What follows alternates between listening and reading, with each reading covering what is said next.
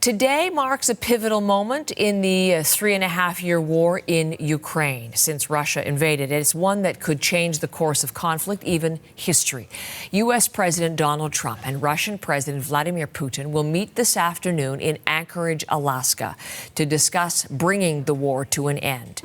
Donald Trump set to leave Washington for Anchorage this hour. These are live pictures from Joint Base Andrews, and this is where, of course, there's Air Force One. He's heading there.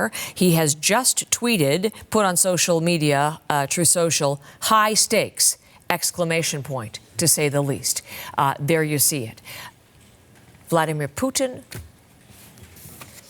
flying from Moscow, and he will be meeting there for a meeting set to begin this afternoon. Their first face-to-face meeting in 6 years. And the stakes could not be higher, even as the president said, for all sides, but especially so for Ukraine. And Ukrainian President Vladimir Zelensky will not be at that table. As we look at the toll of the war, the numbers in Ukraine, more than 14,000 civilians killed, millions displaced. So many have resettled around the world, including here in Canada. There have been relentless missile and drone strikes to devastate Ukrainian cities and infrastructure. The conflict has driven up energy prices, has disrupted global grain exports, affected economies far beyond the region. So yes, the world is watching Alaska today. And Lindsay Duncombe is in Anchorage to lead our CBC News team. This is where it's going to happen. I'm standing just in front of Elmendorf Air Force Base, where Donald Trump will meet Vladimir Putin to talk about the war in Ukraine. That it's happening here in Alaska, a state so rugged, so remote, really points to the spectacle the leaders are creating. Trump's invitation to Putin essentially ends Putin's isolation by the Western world imposed since Russia's invasion of Ukraine in 2022. Trump is sort of bringing him out of that isolation. And not only is he bringing him out of isolation, he's bringing him out of isolation in what I would suggest is a highly strategic, historically relevant place, particularly, again, in the Russian context as well as the American context, and that's here in Alaska. This actually used to be Russia. Back in the 1700s, the Russians colonized Alaska, setting up a fur trade. Russians sold Alaska to the Americans back in 1897, and you can see those cultural links in Anchorage today, in churches and in restaurants. Many Alaskans, though, do not want Putin here. Hundreds turned out to protest yesterday, and more are expected today. We spoke to tourists and locals who aren't happy about this summit. I think it's crap, honestly. Also, the fact that they're not even bringing Ukraine into it, it's kind of like, it just seems like you're going behind someone's back to do things. But not everyone feels that way. Some of the people we spoke to say they are really hopeful for peace, and they're glad that this meeting is happening here. It's just about time. We've got to get this whole thing figured out so that not another person loses their life. This summit was organized so quickly and right at the height of tourism season. So right now you have all of the tourists, you have the media, the security, the delegations. The city is packed and poised to witness a moment that could be a turning point in a war so far away. Lindsay Duncombe, CBC News, Anchorage. So again, as you see on the screen there with me, live pictures coming in of Air Force One at Joint Base Andrews, and Donald Trump set to leave from there to head to Anchorage, Alaska, looking to be the deal maker and to end the war. But it's interesting, this is day 207 of his presidency. This is the war that he said he could solve on day one, within 24 hours of becoming president for the second time. So let's take you to Washington and bring you some more on the issue from the American point of view. Nick Harper is there in Washington for us.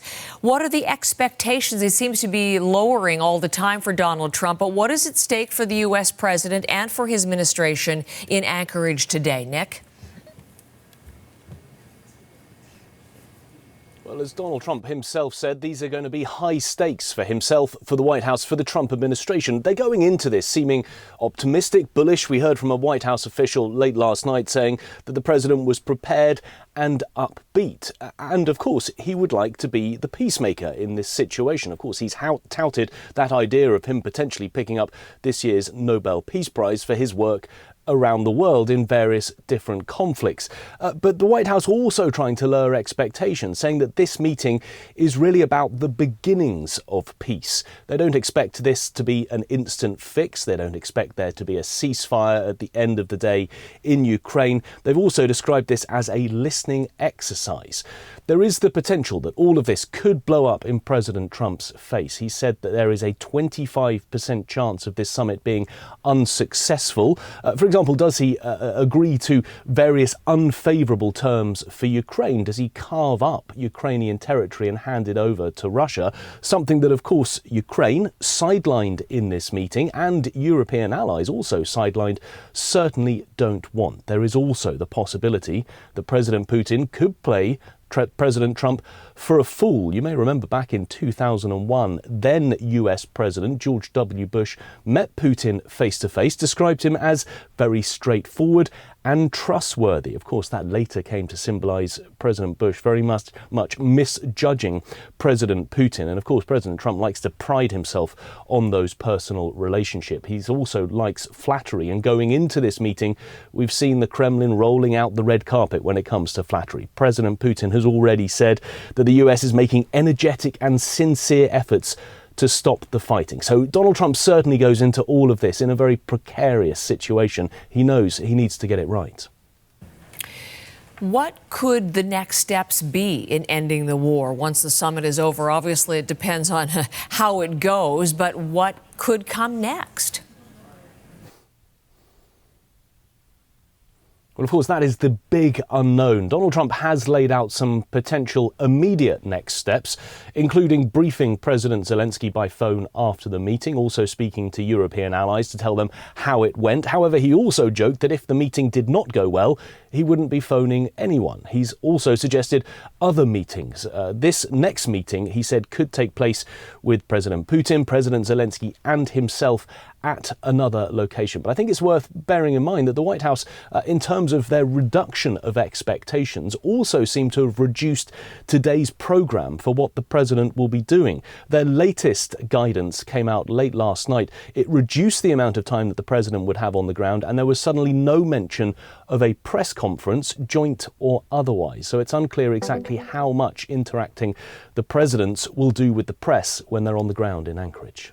Nick, thank you very much. Nick is in Washington, next to London. Chris Brown is our former Moscow correspondent, thinking about the summit to come and looking at what's at stake for Vladimir Putin in the talks today. I think the thing to bear in mind, one of them anyway, is that as the summit plays out, Putin appears to believe, knows, in fact, in his head, perhaps, that Russia is winning in Ukraine, winning on the battlefield, winning politically by reorienting the country towards China and Asia, and even winning economically, because Russia has proven to be very resilient in the face of heavy Western economic sanctions. We know Putin's political demands have not changed since his invasion back in 2022, what the Kremlin likes to call the root causes of the war. Namely, Russia wants to install a Russia-friendly administration in Kyiv, limit Ukraine's army, keep Ukraine out of Western alliances, and essentially erase its political identity. And none of those, of course, are anything that Ukraine's government could accept. And so, as the summit begins, Putin may not be feeling much urgency about a ceasefire. Yes, it's taking Russia's army is taking immense losses for gaining very little territory in eastern Ukraine, but the Kremlin leadership certainly appears convinced that these losses, Heather, are bearable. In terms of how ordinary Russians are feeling about all of this, how could the outcome of this summit affect them? Well, the war has actually made a lot of Russians richer than what they were before. Russia's GDP has been growing thanks to lots of government war spending, and wages have been much higher than they were. But now what we're seeing is inflation is starting to take a big bite out of the economy. and it appears Russia is headed for a recession. People in Moscow, who one of our freelancers spoke to for us yesterday, complained repeatedly that they're seeing their food price bill go way up, and it could go much higher if Trump follows through with threats to impose secondary sanctions on countries that are buying Russian goods, especially energy and oil. I talked to economist Alexander Kolyander, who said avoiding those secondary sanctions will be one of Putin's main goals of this summit. From the Kremlin point of view, a short or mild recession is something that they and the population can digest if they achieve a military or political or diplomatic victory somewhere. Heather, Britain's defense ministry believes Russia has suffered 1 million dead and wounded in this war with Ukraine, mind-boggling numbers, but it has avoided a backlash from those casualties, in part because it's offered huge cash bonuses to the families of soldiers, many times more, in fact, than the average Russian can make in a year. It may also explain why, and a survey by the Levada Group this past spring, and a public opinion survey, Russians were really quite split on whether the war was beneficial for the country, with 4 in 10 saying it was probably harmful, but 3 in 10 actually believing that it had helped. Heather. Chris Brown in London. Thank you very much, Chris, for that analysis. Now, someone who will not be at the first part of this summit today is Volodymyr Zelensky, Ukrainian's president. European leaders have also been sidelined, and that is creating a lot of unease and uncertainty on their part. In London as well, Crystal Gomansing, who's bringing us the reaction from within Ukraine to this summit. Good morning, Crystal. Good morning, Heather. Yes, in the capital in Kyiv, we did see a rather small demonstration outside of the U.S. Embassy. A number of women there today saying that they are hoping that the U.S. uses its power. You heard Chris talking about secondary sanctions and the potential benefits there. They are talking about, their husbands who are prisoners of war. They are talking about the number and the length of time that soldiers are having to fight on the front line, and they are also concerned about giving up Ukrainian territory. And we know that Ukrainian President Vladimir Zelensky has said outright Ukraine is not going to give up any territory. Ukrainians are getting a lot of support from their allies right around the world, including here in the UK. Zelensky meeting with UK Prime Minister Keir Starmer just yesterday, and that is an effort to publicly show the world and show the Russians that there is strong support for a sovereign Ukraine. We heard as well from a Ukrainian MP, Alexei Goncharenko, and he is talking about the pressure that could be put on Putin if Trump is actually willing. So I don't know what Putin will say today to President Trump. I know that Putin doesn't want to end the war, but also I know that Putin is afraid of the United States. And if Trump will find the right words, and if Trump will be tough enough in this conversation today, Putin will end the war. And that's what we hope for. But at the same time, we have fears, we have skepticism, we have all of this, but also we have hopes. So, Heather, there is hope, but there is also deep mistrust of Russian President Vladimir Putin, who you, of course, will remember, said continuously that he had no intentions of invading Ukraine right up until that full-scale invasion unfolded. And as far as European leaders, as I mentioned, Crystal, they've also been sidelined, but we've seen Zelensky with many of them in recent days. What kind of support is Ukraine getting from within the EU? Yeah, there was just that tour of a number of European countries where we saw warm embraces of the Ukrainian president. We do know that Zelensky himself put out a notice saying that NATO countries had pledged another $1.5 billion US. That is under a new scheme that was put together for those countries to purchase weapons from the United States. There's also a lot of talk about that coalition of the willing, the soldiers measures that European nations willing to put on the ground to ensure that there is a maintenance of a ceasefire should one happen. The UK, of course, was one of the first countries that came forward to say if there is a ceasefire deal, a peace deal, that UK would be prepared to send boots on the ground in Ukraine. Heather? Crystal Gomansing, thank you very much.